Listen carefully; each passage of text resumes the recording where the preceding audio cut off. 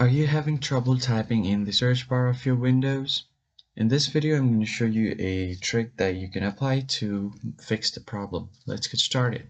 So if you are not able to search in your search bar, then I'm going to show you how you can make your keyboard work on your search bar.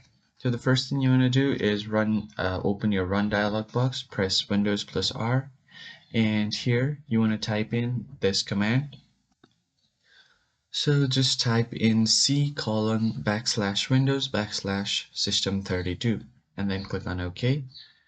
It will open up your folder. Now here all you have to do is find FTC Moon.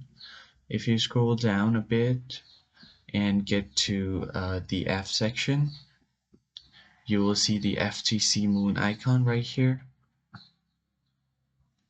So it should be right around here. So you will just have to find this file. Now you can just right click on it and send this to desktop. So just press on send to, show more option, and then from here you can press on send to, then create a desktop shortcut. Now as you can see, a desktop shortcut has been created right here. Now what you want to do is copy this desktop shortcut, Control C, and then open your Run dialog box again. Now you will have to type in this command. So just type in shell colon and then common and then space startup.